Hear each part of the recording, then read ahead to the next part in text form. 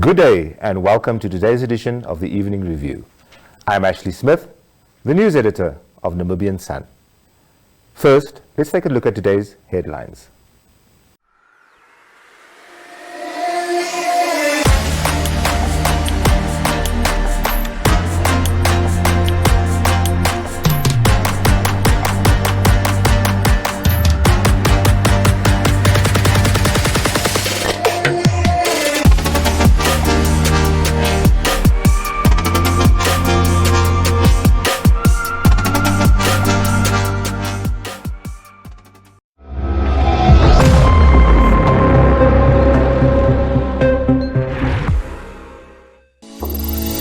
Leap into limitless flexibility and convenience with the new and improved Paratus Client Portal. With just a few clicks, you can have personal control over your account and data packages through self-service solutions.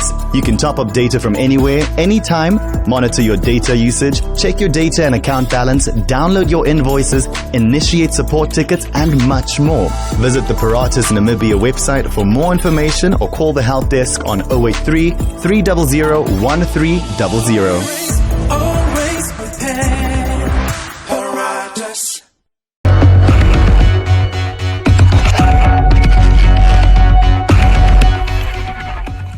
And welcome back, viewers. We're joined today in the studio by Bethany Thomas-Wessels, and she's a COVID-19 survivor from Durban, South Africa. Bethany, how are you doing? I'm good, thank you. How are you doing? I'm doing very well, thank you. You're just 25 years old, got married recently, and then COVID-19 struck. Tell us what happened.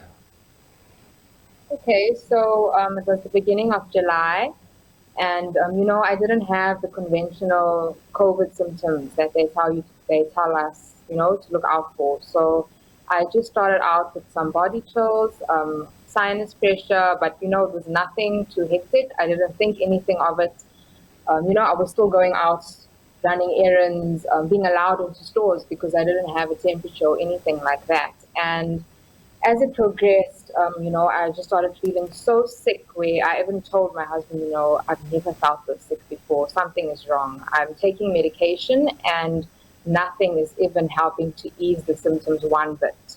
So it can't just be sinus that I'm suffering with. So I went to the doctor, and at that point I had intense sinus pressure in my head. I had lost my sense of smell, taste, and appetite as well.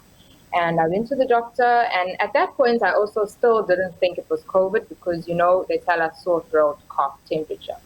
Yeah. So I just thought, okay, maybe it's a really, really bad sinus headache. So I went to the doctor and he said, although your symptoms are unusual, I've had other positive COVID patients with these symptoms, and I suggest you get a test. So that's only when I realized, okay, maybe I should do some research because clearly there's other people who are experiencing what I am. So I went for the test, came back 3 days later that I was positive, but by then I had already known and I was just waiting for something on a piece of paper to confirm it because I had gotten so sick in that period where I had never felt that sick in my entire life. Just doing basic tasks. I couldn't even shower without feeling completely worn out. I couldn't even stand and cook or wash the dishes because I would get out of breath. I started developing chest pains in my second week. And they tell us, you're young, you've got 2 weeks, just get through it, you'll be okay. So I didn't think anything, and my breathlessness at the time was also not bad where I would be panting. So I just thought, okay, it's part of the virus, I'll be fine after 2 weeks. So 21 days later, I was still experiencing issues with breathing. My chest pains had intensified, and I was still very lethargic. So, I was just confused because I was like, why after 21 days since my first symptom am I still feeling this way? So I actually ended up going into the hospital because I started developing hand tremors. And, that's also another sign that something's wrong, but you don't think it's COVID related. Yeah. So I went into the hospital only to find out that I had developed something that they are seeing with a lot of COVID patients now called silent hypoxia, which is something that the virus does, which is sort of a silent killer in the background whilst you think that you are getting better, it's slowly depleting your body of oxygen. The virus gets into your lungs, it's attacked my nervous system, so I was also really confused and I couldn't even recall basic details about myself. So what the silent hypoxia does is deplete your body of oxygen slowly over time, but in a way that doesn't have glaring symptoms where you would be panting for breath, so you don't think anything's wrong. And by the time you seek help, it's really critical, and your lungs and your body have been depleted of oxygen for weeks. So that's what had happened to me, and I had developed COVID pneumonia, inflammation, chest walls, and my ribs, and also blood clotting in my lungs. Yeah. So Bethany, what touched me a lot about your story, reading it on News 24 last week, I think I contacted you, was just about the letter you began writing to your husband as well. Obviously, at that stage, you thought things were very serious and that you could be on your deathbed. Can you tell us a bit more about that? Yes, so with this virus being so unpredictable, anyone who's positive, they'll tell you that you can feel okay at one point and a few hours later, your body just plummets completely. So when I got to the hospital, the doctor said to me, your lungs are in a very critical condition. You have possibly a few hours and your body could plummet again. The damage is so severe that we can't even tell you, what the outcome could be. All we can do is put you on medication, put you on a drip, put you on oxygen in hopes that, it's going to help. So me already having been through COVID for about 3 weeks at that point, I knew also how unpredictable it was and how my body would just drop at any point. So I never wanted to get to the point where I could, because some people are going into like COVID comas. So I never wanted to get to the point where maybe I was unable to say goodbye to my loved ones. So I thought, while I'm still able, let me write this letter because I don't want to plummet and then maybe things go south and I don't have the opportunity to say goodbye. So, as devastating as it is and as heartbreaking it is for yourself and also for the person that you send that letter to, it's also something necessary because of how unpredictable this virus is. I mean, the fact that it's got something silently depleting your oxygen levels in the background should tell a person enough that it's so tricky and you don't know how it's affecting the entire body until you get those necessary scans done. Yeah. And you discussed earlier with me a piece of equipment that you're still using as part of your treatment. Can you show the viewers? Yes, so this is what I've been given. It's called a spirometer and it's got different levels. You can see the numbers there. So I can show you how to use it. So currently I'm on a level of about 800, 900. And basically they give this to COVID patients who are undergoing lung physio to try and get their lungs breathing normally again. Because although I'm now negative, I'm still facing the damage of what the virus has done to my lungs. And it's going to take weeks until my lungs are hopefully back to normal. So I can show you how I use this device. So you breathe out, and you try and move backward a bit so you can see the whole thing. And the aim is to get this ball up for at least 6 seconds. So Yes. breathe out.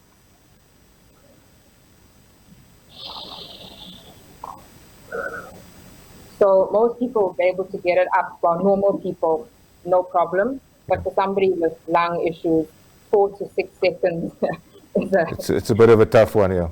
yeah. So that still gets my chest a bit sore and I can just feel like the air going.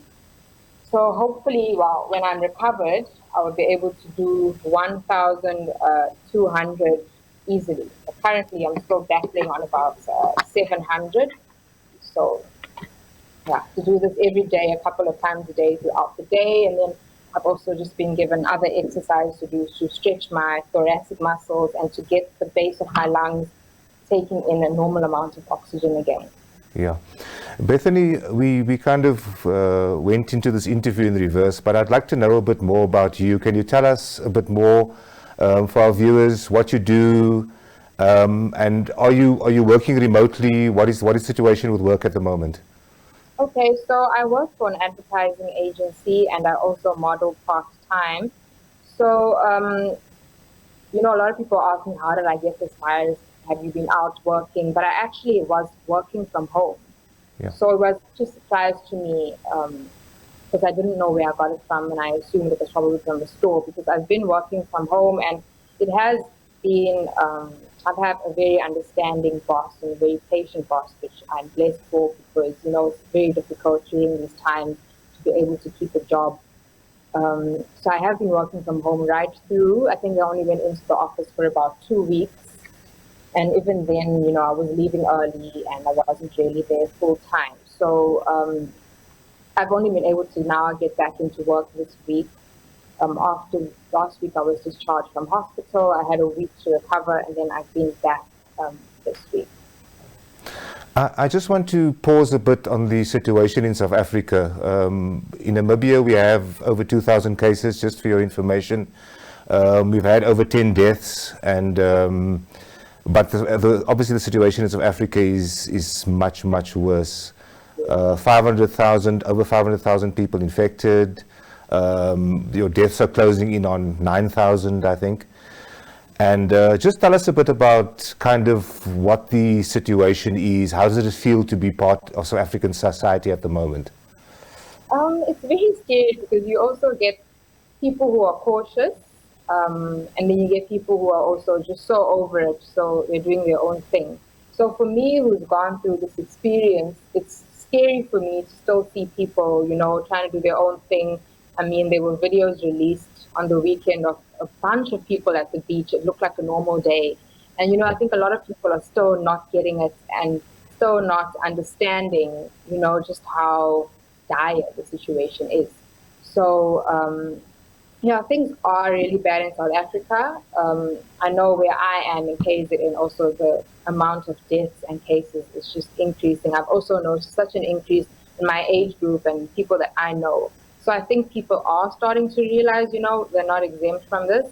But then, you're always going to get those people who are like, we're just over it. We just want to go to the beach, go to restaurants. And that's also why our cases are just plummeting. It's getting crazy. And of course, part of your message is also a message to young people, because young people obviously think that if they get COVID, it won't be extreme, as in the case of people who have underlying medical conditions or are a bit older than 55. Can you comment on that?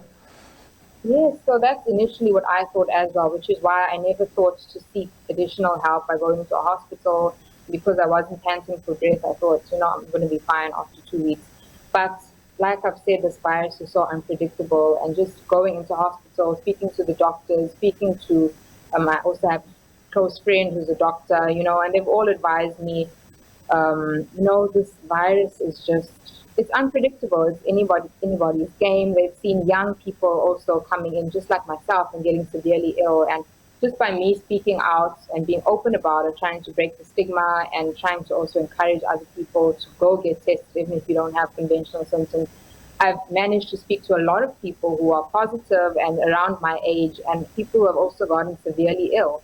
So it has been surprising because people don't expect it. But, I've always tried to tell people it also doesn't even matter, because a lot of people think that, if I'm a smoker, then only I'll get really sick, or if I'm older. But I've also been in touch with somebody who is super, super fit, and her Instagram is all about health and wellness, and she has the best body, but she got so sick, even more severe than I was.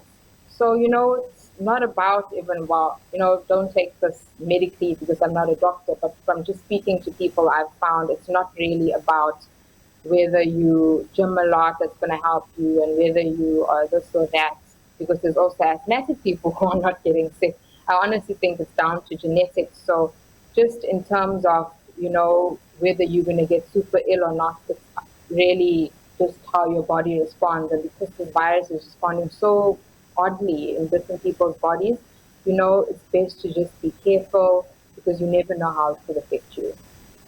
And Bethany, just one final question for you, or just an attempt to get some inspiration from you for people who are actually still sick with COVID-19, both in South Africa and in Namibia and the rest of the world. What is your message of inspiration for them? I would just say take one day at a time, remain positive, keep praying if that's something that, encourages you, because I know that that's what got me through the entire journey. And also, just make sure you are also aware of, every angle of this virus, stuff to look out for, whether you should seek further medical help. But, the important thing is just take everything that you need to, your vitamins, necessary medication, go out into the sun for extra vitamin D. I know that really helped me. And just keep praying and stay positive, but also seek the help. If you think that there's something wrong that's out of the norm, seek that necessary help, because that could be the difference between you living or dying. Bethany, thank you so much for your time, and we appreciate it greatly. And best of luck and courage ahead for your recovery. Thank you so much. I appreciate you speaking to me.